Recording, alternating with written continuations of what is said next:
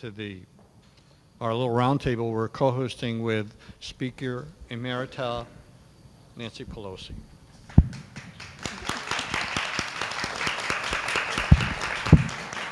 That emerita doesn't really flow off the tongue, but I'll try to keep that in mind. You don't really have to say it. And we're actually in the Veterans Community Center that was really made possible by a special support that Nancy really helped us with an earmark, and that's just one example of so many over the years that she's helped the Bay Area and the community system of care. She's, it's not just what she does in DC and the Affordable Care Act. I know that's important, but it's also the extraordinary work and the lives she touches over so many years. It's pretty remarkable. Anyway, we're super proud to have her with us, join us, and to co-host this event. So we're really here because a year ago, right, they passed the PACT Act? Today. Yeah. A year ago today. Yeah, a year ago today. And, it took a little while to know just how significant that piece of legislation is, how historic it is. It really is extraordinary.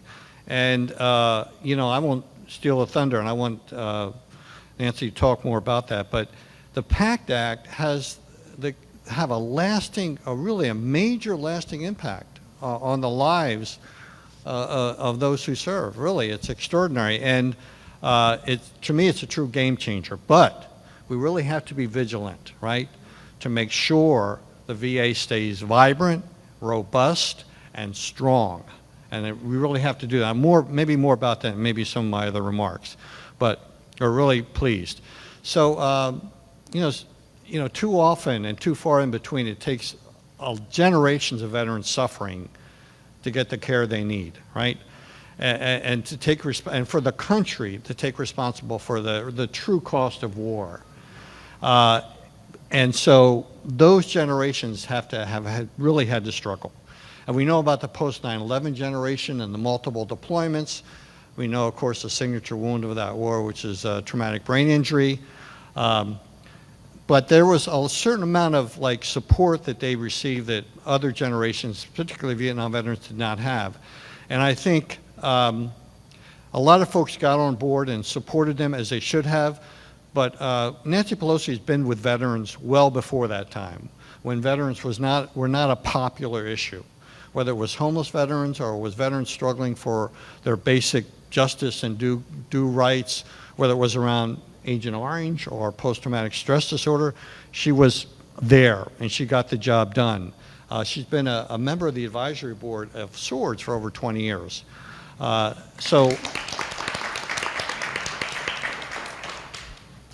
She gets the job done. I also want to say that, there's a rich history here, and I'm very proud of that history, that SWORDS have been very active in that history. Of course, as you know, we provide the direct care. And what we learn about providing direct care, veterans are out in the community, we serve those who are in greatest need. We learn about how the system is working or maybe not working so well. And then we take those lessons and then we fight like hell to make it work better. And that's what we've done over the years. I think it's really interesting if you compare the struggle Vietnam veterans had with the fight with Agent Orange, and you look at the fight with the PACT Act. Very interesting, how much of a struggle that was. And there are folks in the audience, I'm looking at a few, who did instrumental, profound, important work around Agent Orange. I'm Paul Cox. I just have to point him out. But the idea was that we really had to fight ourselves. We were involved with this class action lawsuit, private lawsuit we had just to get some justice and get relief. And at the time, was the largest class action lawsuit in the country for $180 million. But if you think about what we really needed the institution of the VA fully behind us. Only they can do the testing. Only they can collect the data. Only they can do all the extensive research that's needed to establish these connections and the health connections between that kind of the service and exposure to Agent Orange and other toxicity, because war is very toxic, right? War is very, very toxic. But we wanted the testing, We wanted to be treated for these illnesses and wounds, and we wanted to be compensated for those wounds. And that's what the PACT Act represents, and that's what sort of the Agent Orange struggle represents. But we have our work cut out for us. We want to make sure that the Veterans Benefit Administration is also doing their job. They're providing a full measure of relief. They're granting decisions about compensation claims and rating decisions that are commensurable to the need. We really got to stay on top of that. We intend to do that. And there's also this current digital divide that veterans have, especially the senior veterans. And I know there's a lot of, we went through this COVID thing, and we're not through it yet. But there's far more, I know telemedicine and telehealth, but we can't leave veterans behind. They're the most marginalized. We have to make sure that we do everything to keep them connected. And finally, my point that I made earlier, we have to preserve and protect the VA. And it's not going to happen if we pretend like everything is just fine. Even today, there's some legislation that puts the VA at risk. And we cannot let that legislation take over. I mean, I can't stress that more enough, because the money will flow out of the VA. The money will flow into private health insurance. They want to make the VA a payer, not a provider. And we really have to make sure that all that outsourcing does not weaken the VA. And that's probably one of the most important things we can do. So with all that, I just want to say, again, welcome Nancy Pelosi to our Community Vet Center. Thank you so much. Thank you very much, Michael, for your kind introduction, but more importantly, for your great, great leadership and your service to our veterans community. In helping them, you help our whole country. They are so central to who we are as a nation, how much we owe them. As you were talking about Agent Orange, I was remembering when I was, now this is before many of you were born probably, I was chair of the party 40 years ago, and one of my major events was to be with the veterans during the hunger strike in Los Angeles for Agent Orange. And the feature there, I mean, I was a sort of another person there, but the feature there was Dick Gregory. And he was teaching them how to do a hunger strike. You have to take showers, you have to hydrate, all the things to avoid further danger to your system. But the main point being that to call attention, having a celebrity to call attention to this injustice. On the battlefield, we leave no soldier behind. When they come home, we should leave no veteran behind, and that's just the way it is. So this PACT Act does address some of the Agent Orange and Camp Lejeune, some other injustices that have been out there for a while, as you may have seen in some of the ads on TV. Michael Blecker has been such a guiding light for me over the years. Since I first came to Congress, introduced to him by Mayor Art Agnos, who we talked about when we celebrated opening this facility here, expanding this facility here. Swords to Plowshare, a biblical calling, recognizing that the plowshares have to come from, in other words, we can't have it be swords to plowshares. Recognizing the continuum of care that is not just housing, but the continuum of care. So whether it's here or in the Presidio or some other places, Michael has been there to deliver the service. But he's also been an intellectual resource, and I was proud to appoint him, I laugh because it was Michael, to the commission in Washington, D.C. You didn't talk about that. Well, let me just say, I was so proud of Michael's vote on that committee. No, right?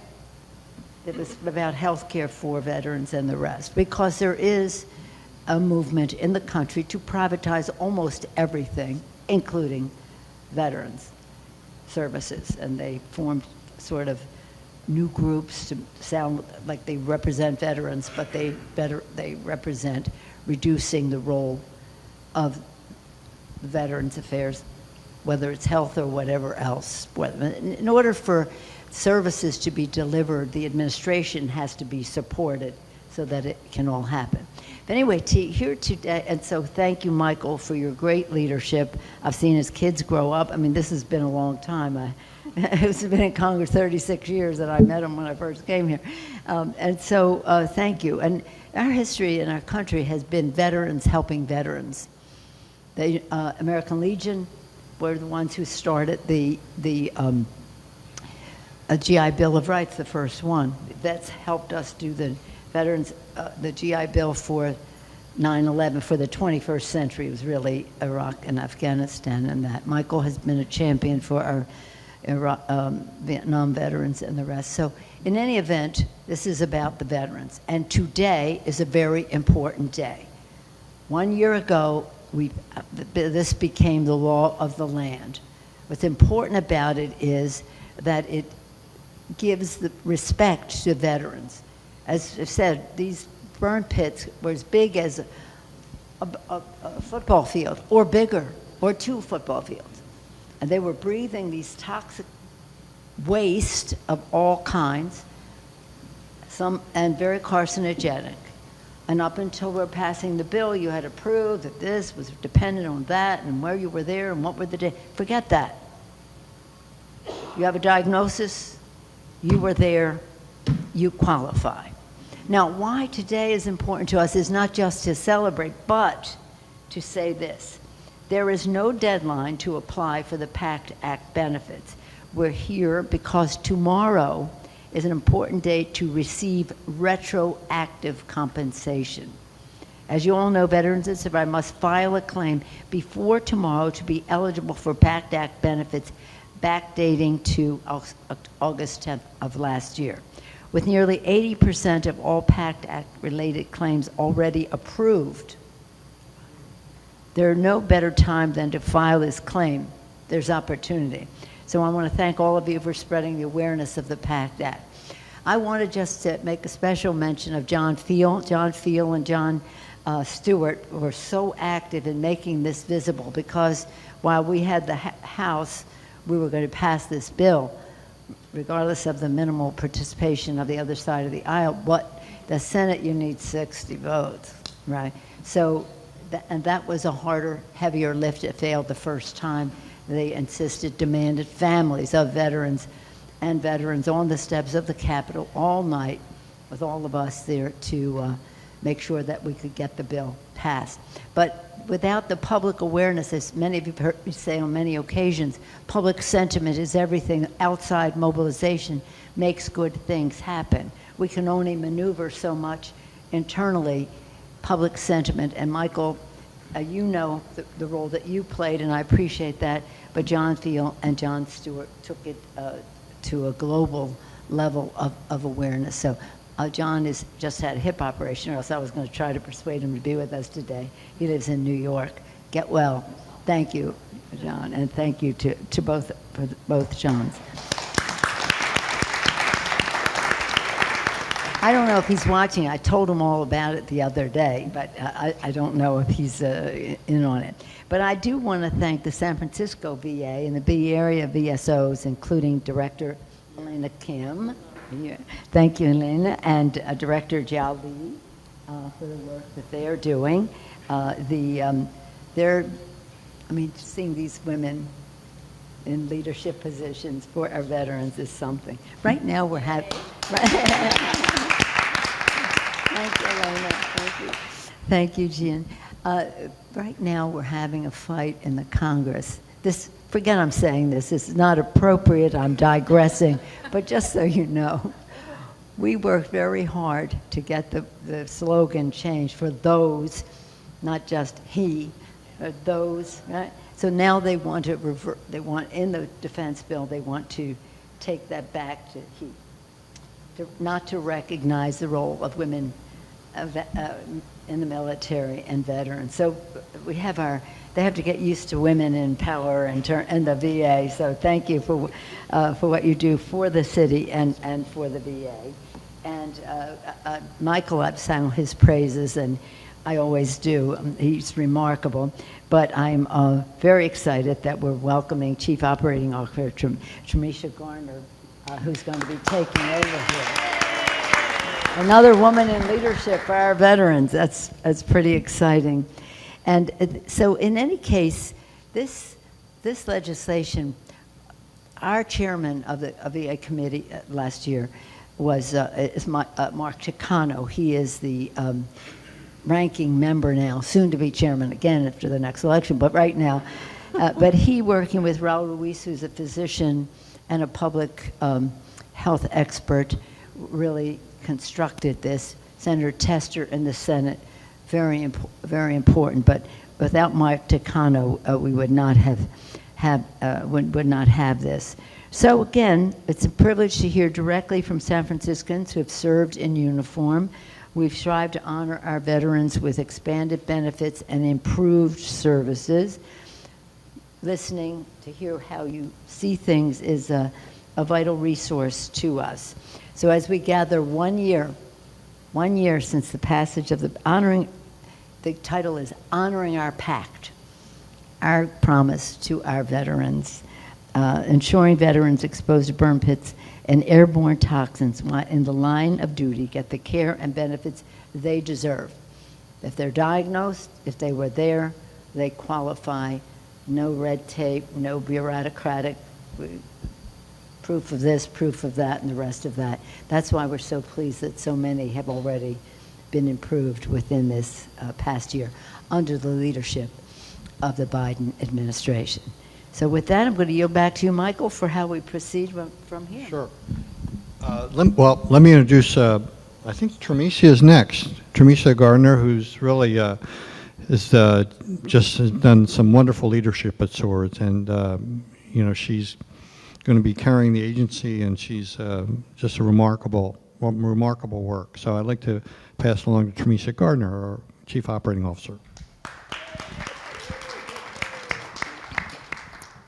Thank you, and I think I'm here to talk about this experience for veterans that we see here at Swords every day. So I'll just say I have been at Swords for 13 years working directly with veterans and the staff here, but before that I also interned at the Vet Center back home in Atlanta. And for people who don't know, my father-in-law was a Vietnam combat veteran who died due to Agent Orange exposure. And so, acts like the PACT Act would have really helped him in not having to go through so many hoops to prove that he had service-connected disabling conditions. So he lived for over 30 years post-Vietnam with these struggles. He worked multiple jobs and unfortunately passed away due to cancer because of Agent Orange exposure. And so, having families that are living with veterans with these conditions and no support is really something that we need to make sure ends.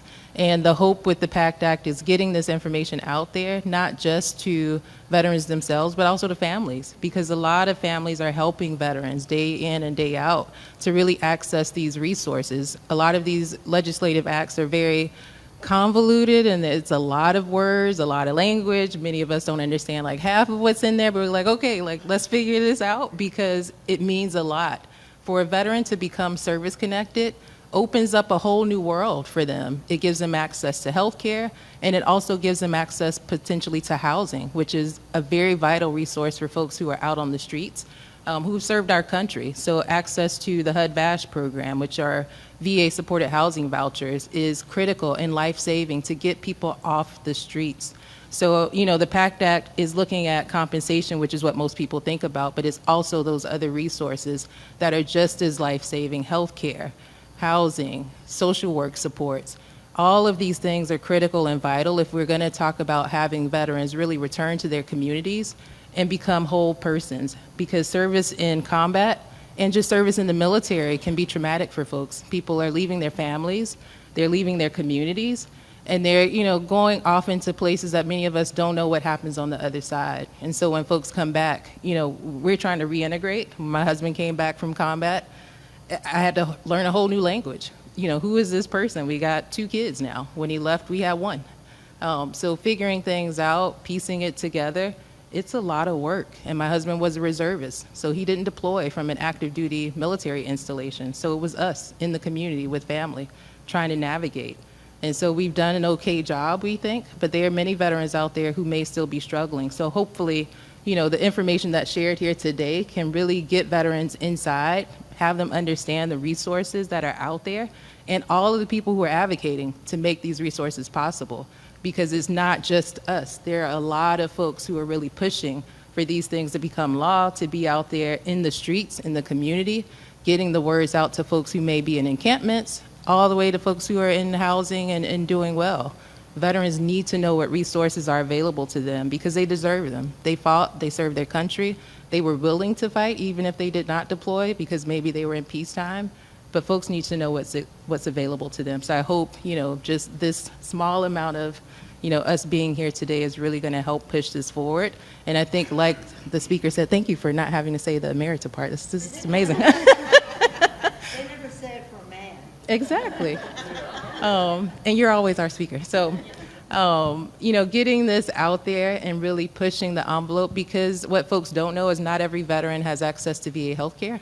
Not every veteran knows that they can get access to VA healthcare. So these talks are very important. So please spread the word. And I think I am passing it off to our illustrious Gia Lee, who's heading up our San Francisco VA Medical Center.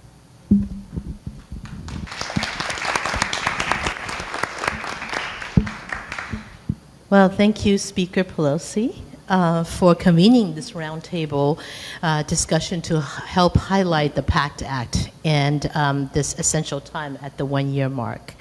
San Francisco VA is proud of our reputation as an outstanding healthcare system, and this historic law empowers us to deliver more care to more veterans. So recent national studies, I don't know if you know, that VA healthcare is consistently as good or better than non-VA healthcare. And surveying our veterans, 90% of our veterans trust the VA to deliver the care, their care.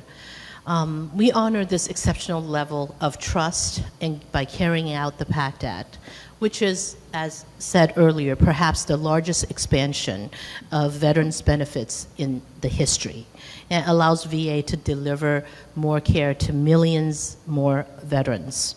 The law allows VA to provide generations of veterans and their survivors, and that's important to know, their survivors as well, with the care and benefits that they have earned and deserve. VA is now able to, earlier, as Speaker Pelosi have said, presumptively provide benefits to veterans who live with toxic exposure-related conditions, including many cancers and illnesses. This means that when they were overseas and they were exposed, these conditions surfaced long after they came home. And it is really important to note that they no longer have to prove that it's service-connected, that the burden of proof is no longer on the veterans, and we are very, very proud of that. Many veterans,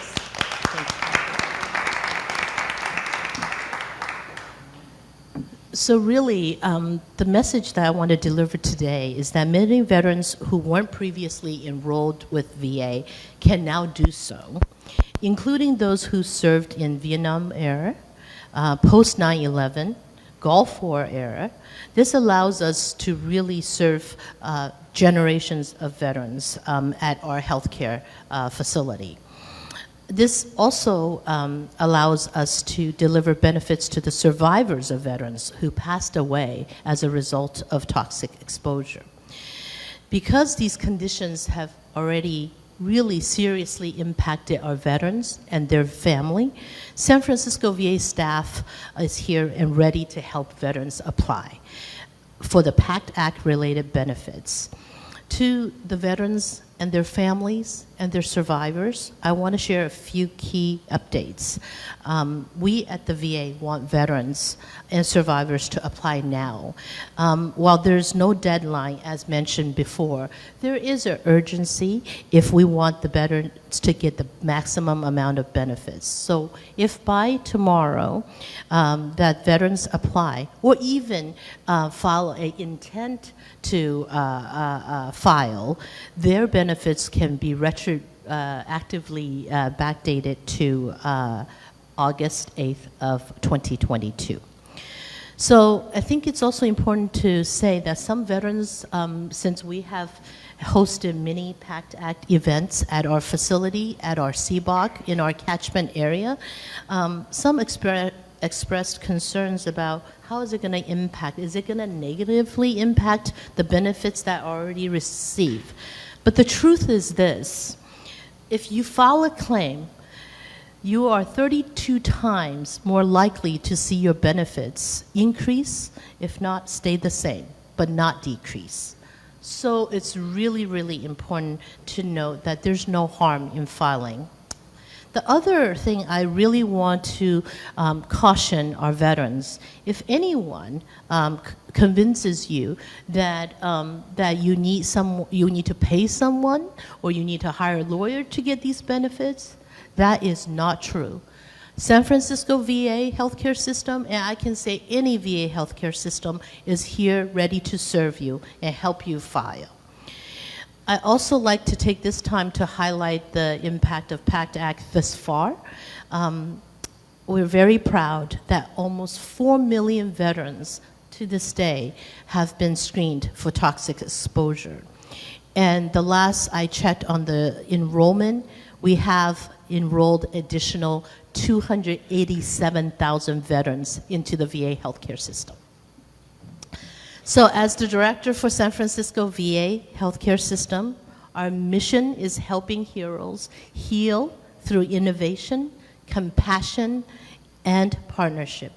It is our honor to lead the way in caring for our veterans. We at the San Francisco VA want all the veterans to get the maximum benefit possible. So don't wait.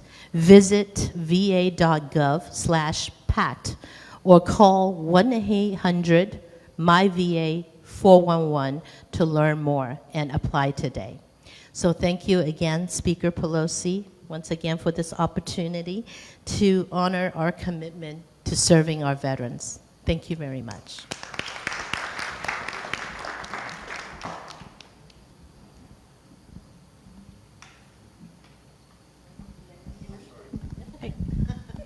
I'm on, sorry. Elena Kim, our County Veteran Service Office Director, and she's been great, just doing some fabulous work there and pouring energy into this. And the County Veteran Service Office is really key for us. So, Elena, please. Thank you, Michael.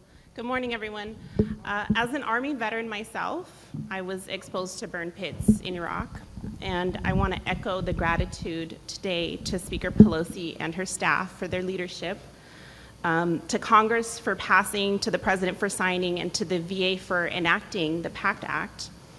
I thank Swords to Plowshare, the VA Hospital, and our other partners in service like the Institute on Aging for their partnership in helping us get the word out to our veterans and their family members. A little bit about the San Francisco County Veteran Service Office.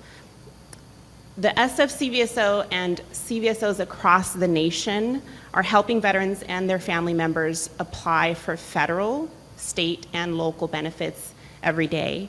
We offer walk-in services as well as the ability to schedule an appointment one-on-one with one of our claims representatives virtually. And thanks to our partnership with the VA Hospital, we even have an outstation at the Fort Miley VA Hospital where we're serving veterans there. You've already heard today, August 9th is the deadline to file and receive back pay to the date that this legislation was passed. But beyond August 9th, the San Francisco County Veteran Service Office and our commitment to assisting veterans remains unwavering. So if you haven't filed your PACT Act claim yet, do not worry. You can still do so after August 9th, and the San Francisco County Veteran Service Office and all CVSOs in California can help you with that filing, regardless of this deadline. Since the enactment of the PACT Act in August of 2022, over 3,000 new veterans have reached out to the San Francisco County Veteran Service Office for assistance in filing claims, and we will continue to connect with and help every veteran who has served.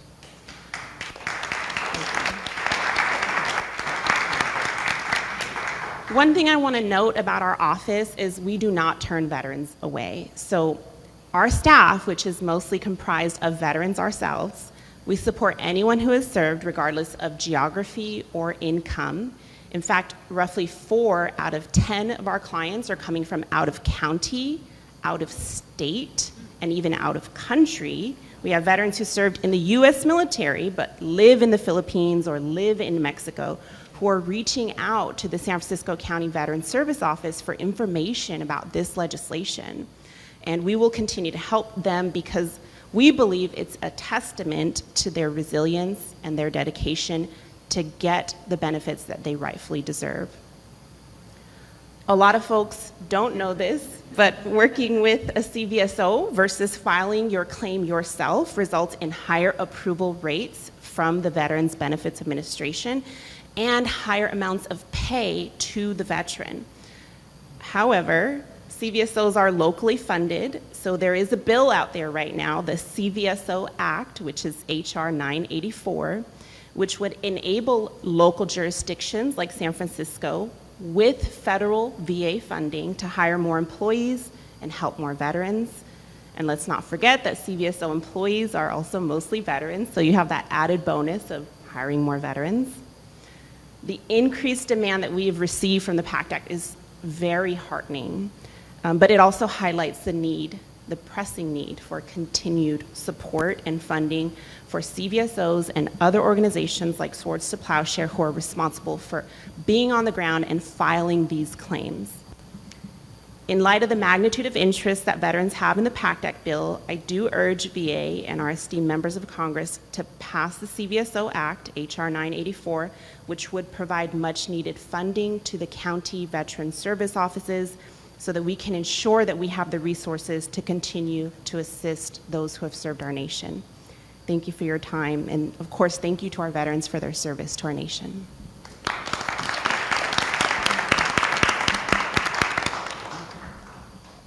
Michael, before we open to questions, I just want to acknowledge that some of the members of the San Francisco Veterans Commission, Affairs Commission are here. William Barnacle, give us a wave, William, thank you. Manley Chan, thank you. And Nicholas Rusinoff. Where's Nicholas? Nicholas, thank you for your service. I also want to acknowledge that we invited all the members, but one person, not a member of that, but Lieutenant Colonel Michael Seltzer. I mentioned him on the day that we signed this bill. His family, he's being treated. He's a real hero in our country. He couldn't be with us today because of the diagnosis that he has and the treatment he is receiving. But again, I want to commend Lieutenant Colonel Michael Seltzer. Thank you, Michael. And again, in terms of this was transformative, this legislation. This was crossing a threshold. We have been for years, how many years, talking about people having to prove this, that, and the other thing when they go for veterans benefits. And when we were opening the door to a bigger benefit opportunity, we wanted to make sure that it did not have anything other than an assumption of worthiness to receive, of course worthy, but quickly to receive the benefits. Michael, how do you wish to proceed? I think we have time for some questions, and why don't we raise your hand and let's get to it. I'm sorry, Dell? Go ahead, Dell. Hi, my name is Dell Seymour, and I thank everyone for being here. In fact, Madam Speaker, I was in your office in Washington 2 weeks ago lobbying for emergency vouchers for veterans. I think you were across the street on the hill fighting somebody. But thank you for coming, and thank you for always coming. And my question is, I deal with veterans in the outreach positions on the streets, and one thing I continue to encounter for years is the fact when I'm trying to advocate for veterans to go see you, they're saying, wait a minute, I'm going to the VA to fight the VA. So how do you get around this obstacle? And I know you've dealt with it for all the time. It's really difficult on the street for us. And the other thing is, you know, I have a computer in every room in my house. So I stay on it, and I really didn't know about this. So how do we get the word out to the veterans who's in this alley right here in the tent that has no computers? How do we get the word out to them and for them to apply for that? Because there are a lot of, you mentioned all the numbers that have applied, which is great, but what about the ones that haven't applied? They just don't know about this or just don't trust the VA. There's still that mistrust in our community from years because that burden of proof has been real difficult. I can personally attest to that. That burden of proof is real difficult. So how can we get the word out that this doesn't require the standard burden of proof that the VA have for people applying for their well-deserved claims? Thank you. Thank you so much for that question, Del. I love this question because there is a common misconception amongst veterans on what the County Veteran Service Office does. And so your question is, how do I convince a veteran to go to the VA to help them fight the VA? And we're specifically, when we talk about the VA, we have to separate the Veterans Health Administration with the Veterans Benefits Administration. So first off, when you're talking about the Veterans Health Administration, I'm a veteran, I'm also a patient at the San Francisco VA hospital, and the care is top-notch. So I would encourage any veteran out there who hasn't enrolled, please go to the hospital and enroll, and if you need assistance with that, we can help you. And I've been to Fort Monty 30 years and I'm still alive. So, Please, continue, please. so there's over 50 counties in California, and every county has a county veteran service office. And a lot of folks don't know this, but we are actually not the VA. So we are county or city employees, right? So when you ask, well, how can you be my advocate if you work for the VA? Well, we don't. And I would emphasize that to veterans. We are veterans ourselves. We're working in either city or county positions that are locally funded. And we're here knowing the ins and outs of how the Veterans Benefits Administration works. And we're doing this day in and day out. This is our bread and butter. So come to us, we can help you. Your rates of approval are gonna be higher when you work with one of my claims representatives. And you're also gonna be sitting across the table from another veteran. So please continue to do your work. Thank you so much for your work, Del, and helping us get the word out. You did have some follow-up questions about how do we get the word out to other folks, so I want to open that up to the rest of the team. Well, what I wanted to say, Del, is that right pre-COVID, we had an enormous meeting at the Veterans, the War Memorial Building. Hundreds of veterans showed up at that meeting, and they were overwhelmingly in support of the VA. Overwhelmingly in support. It was interesting because you open it up to a public meeting, you know, you want their facts. And in leading up to this, we've had many meetings with the VSOs. Michael has come to one or two, more than that, but I say that because one or two of them he was sort of disruptive, but nonetheless, that's why we love Michael. But listening to the VSOs, every category of ethnicity and disability or otherwise able people, or gender, generation, different wars, all the rest, and listening to them as to what the priorities would be over time. Now this has emerged, and we are very proud of it. So we don't want, it's different, the burden of proof is different now, and they really have to know that, but I don't want there to be a feeling that in our community with the VA, they were very positive that day. It's almost surprising to me because I was thinking we'd be taking back some opposing views, but I guess the Koch brothers had not reached them yet with their privatize the VA. I thought there was another hand raised. So again, will you just, I know they don't have computers, but tell again the contact point for everyone out there. Yes, absolutely. So Del, first of all, thank you for having faith in San Francisco VA, and I'm very happy that we have kept you healthy and strong, going strong. So I want to address your question. You know, we already have good partners in the city to help the veterans, but VA, in VA facilities, we have invested in personnel to do outreach. So our homeless coordinators, as you say, you know, the veterans that's nearby here, we have every intention of reaching out to each and every one of them. Also, we have been hosting outreach events to promote and so that people can become aware. But just for those who are not aware, we have, again, even if you come to the VA, we can visit www.va.gov/PACT. Yeah, that's where, yeah. But we are committed to get the word out ongoing, even past this one. Thank you so much. Good morning, everyone. My name is Bill Barnacle. I'm a commissioner for the Veterans Affairs City County of San Francisco, and also I'm retired Air Force, 30 years in the military. I also agree with Dell that during my tenure as a commissioner in the 8 years, we've had problems how to make information out to the old veterans, especially the Vietnam veterans. It's gotten better, but it's getting there. So, you know, to answer your question, I also help do claims for veterans. As of today, I've taken 400 vets off the streets, men and women, to get additional benefits that didn't know about benefits, you know? And that's what I want to talk about. But the question that some of the wives call me up, or husbands, they say, Bill, how come we don't know about this? And the ultimate question is, I don't have an answer, because some of them have got the benefits that they never received. Especially, I've done a couple Korean vets that should have got the benefits. They were rated 100%. And of course, the wife calls me up and says, how come we weren't aware of this? And once again, I don't have an answer to why. I don't have an answer. But that's not what I want to talk about. I want to talk about the PACT Act. So thank you, Nancy. I've known you for a long time. Yes. Thank you for everything you've done for our vets. But the PACT Act is kind of interesting. 2 years ago, some of you may know a person by the name of Carl Payne.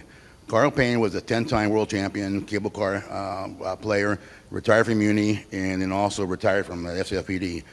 So exactly 4 years ago, Carl came to me and said, hey, Bill, I have some health issues, and do you think I would qualify for any benefits? I said, Carl, let's go. We filed a claim. On the form, it had if you were stationed at Camp Lejeune. It didn't mention anything about the water. Now I'm going to be 72 next month, and I said, Carl, let's apply and see what happens. Well, lo and behold, Carl got accepted and got approved for 100%, which is great. But on the application, once again, that this contaminated problem we had has been going on for 72 years.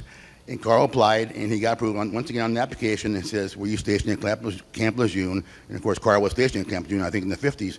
And there was a time period, I think 51, 53, or 60, whatever it was. So Carl got approved. Unfortunately, yesterday was his second year, and he passed away. I believe if this PAC, or if we knew about this stuff to help our veterans, and we still have a lot of veterans that have cancer from the PAC Act, from Camp Lejeune, that if we knew about this, I believe maybe Carl could have been living 3 more years longer or 4 years longer, you know? And then the kids called me up, and you know, they asked me, what should we do?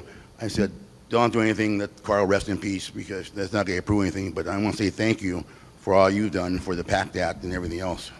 Well, Bill, I appreciate what you're saying. The Camp Lejeune piece was something that we injected into the PACT Act because it wasn't, strictly speaking, a burn pit issue. But it was a terrible issue, and we had many hearings. Even when we didn't have the majority, we would have rump hearings, so families would come in. And this is not just about the person serving, it's about the person's family that may have been stationed at Camp Lejeune too. So they should follow. And I don't know, I don't watch that much TV, but when I do, I always see the ad for Camp Lejeune. Don't you see it there? If you served at Camp Lejeune, the water situation was sinful. It was destructive to the service person and their family, his or her family. So there might be some opportunity still there. Perhaps, Bill, if you... We work together. Yeah, because it is about the families too, in that, because they were drinking that water at that camp for a long time. The VA hospital, Gio knows, is one of the best in the system. I've been a patient there for years. I've had 2 pacemakers put in. My last pacemaker was 2 years ago. It's a kind of joke. My wife says I talk too much. So if I do a presentation, I mention I have a supercharger pacer. I can only talk for 10 minutes, and after that, I got to recharge my battery and go in the bathroom and charge my battery. But I'm just kidding. I don't have to recharge it. But bring that. She's So just thank you. kidding too. Yeah. Thanks, Nancy, for everything you do, and everybody. The team here is fantastic. And I love our vets, but we still got a lot of work to do for our veterans And we also. do. You know, And we do, and we have it's to our listen. responsibility once again to go out there and push for the benefits. Hanley's the commissioner. I work closely with Hanley. Nick is an Iraqi combat veteran. We all work together, and it's going out there and passing out the word that we're here to help you guys. And fill out the application. So thanks again. I appreciate it. Thank you, Bill. Thank you. Yeah, Paul Cox here. Thank you so much, Speaker Pelosi, for coming. And I think this is a very useful discussion. I would like to add a caveat to the Camp Lejeune portion of the PACT Act. For veterans, you should not get a lawyer to help you. You should just go to the VA. Now, your family, your kids, your grandkids might need to be able to get a lawyer to help with their lawsuit against the state of North Carolina, I believe. But a veteran should just go to the VA, because if they get a lawyer who takes 40% of the winnings of the benefits, then the VA takes that off of. Say you get $100,000 and you lose $40,000 to your attorney, the VA takes that $100,000 before they give you any benefits, unless I'm wrong. So please correct me if I'm not correct on that. Thank you.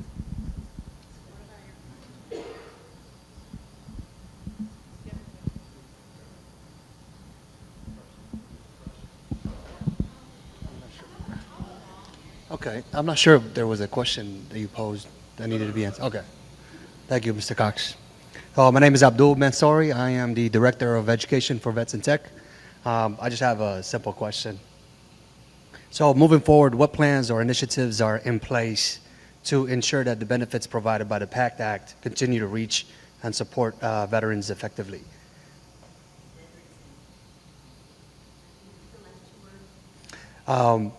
So how can let me ask the question again. So moving forward, what plans or initiatives are in place to ensure that the benefits provided by the PACT Act continue to reach the support and veterans effectively, to support veterans effectively? Well, as you may know, in the PACT Act, we have a real recognition in some of the bills that we have passed since then of caregivers. We just really a very important piece of legislation for caregivers, and that's really a central thing, because we've met with the care. I served on the board of the task force of co-chaired it with John McCain, actually, when it started that Elizabeth Dole started for the caregivers, because these are the hidden heroes, they call them, because they're doing all this. Some of them have to give up their job because they're full-time caregivers at home. Many of them are moms of little children and are caregivers at the same time for a veteran, or moms or dads, going either way. So there are more things that are in the works, including the funding for the localities to be able to have the funds to do the outreach. Outreach is always very, very important. And the more outreach, then the better word of mouth from one veteran to the next. But we've passed probably, we've had a number of veterans bills that we've passed since this bill to reinforce different aspects of it. But this won't stop. This is now the policy, right? Yes. So thank you for your question. I think it's a very relevant one. I just want to say that at all VAs, and especially at San Francisco VA, we are poised. We are already looking at our enrollment to make sure that we're hiring providers and staff to adequately to provide the best and soonest care to our veterans. So the outreach is there. So we actually are poised to take on however many veterans that are now enrolled with our system and adjust our staff staffing accordingly to make sure that the veterans are really attended to in an expeditious manner. So we are poised to do that. Just so that you know, at the San Francisco VA, you know, obviously we get the appropriations from Congress, but you know, we, as the director of San Francisco VA, it's my job to ensure that veterans care needs are done based on the demand that we see. So we do anticipate that.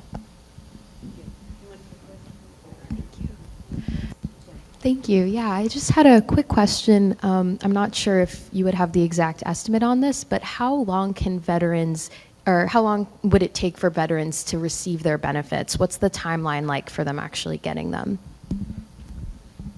So if you go onto va.gov, they keep a running timeline of the average time that the VBA, the Veterans Benefits Administration, is taking to process claims right now. I looked at it yesterday, and it was about 104 to 105 days. So that's from the time that you submit your actual application for VA benefits to the VA, and the VA receives it.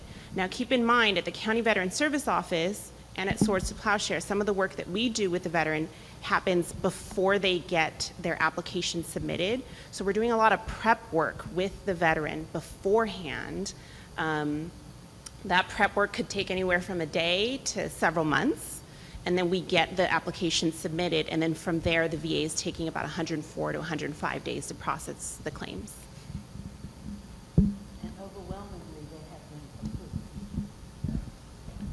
Yeah, I just want to say, I think there's, you know, I'd like to know, you know, what the percentages are, how many 100% are awarded, or 70%, or 40, or 20.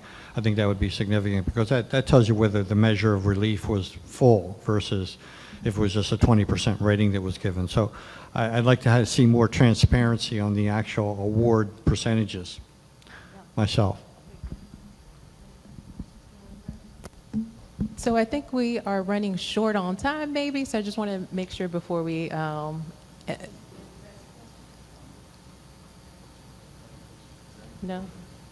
Any other, no? It's like a yes, no. Okay, so we're going to go ahead and wrap up. If there are other questions, some of us will still be here that folks can, you know, engage with us and ask. You know, if you have questions that maybe we can answer, we'd be happy to stick around. But I do just want to say thank you to Speaker Pelosi for coming out, helping pull this together and making sure that we're, you know, spreading the good news about money for veterans and other resources. People respond when you say money. So thank you again, Speaker Pelosi, and thank you for all of the panelists, Gia Lee, Elena Kim, Michael, and myself for being here. And again, if folks have other questions, we're happy to stick around and answer some of those, but thank you for coming out. And this space at some point will be open for veterans to come in and enjoy and hang out. Please feel free to stick around. We'd love to chat. Thank you. Thank you very much to all of you here for this occasion. We have to always be listening to our veterans. Just because this is what we pass doesn't mean it's the end of the line. When you have legislation and you see its execution, sometimes you find out some better ways to go. But we have to listen to our veterans. And I listen to veterans all over the country, and sometimes it's about geography and how much it costs them to go from a rural area where there isn't a VA clinic or hospital or just any opportunity. So that's why your county initiative is so important, because I thought if they were in the National Guard and the reserves, they would be all of a group and would have a better understanding because of their communication. They told me no, it's the active duty people who have better access in that. So listening to our vets about the practicalities. The policy may be great, the opportunity may be there, the presumption, the burden of proof may be, but people have to know. And again, listening to these questions and those of our VSOs. I was at the Memorial Day service. Now that was, you know when that was. And there were hundreds and hundreds of veterans there and families. And they seemed to be aware. Many of them were coming up and saying, thank you for the PACT Act, thank you for the PACT Act. So we just have to make sure that everybody is aware, because this is there for everyone. It would be a missed opportunity from not to do so. But thank you to each of you for the roles that you play in reaching out to our veterans. Because of them, we're the home of the brave, the land of the free, all of that. You are tired of listening to me talk about the fact that I'm from Baltimore and the national anthem is dear to me, and that the line in there that means so much to me and that I cheer the most for is, and our flag was still there. Our troops our veterans make sure, give proof through the night that our flag is still there for a lot of reasons in what's happening in our country right now.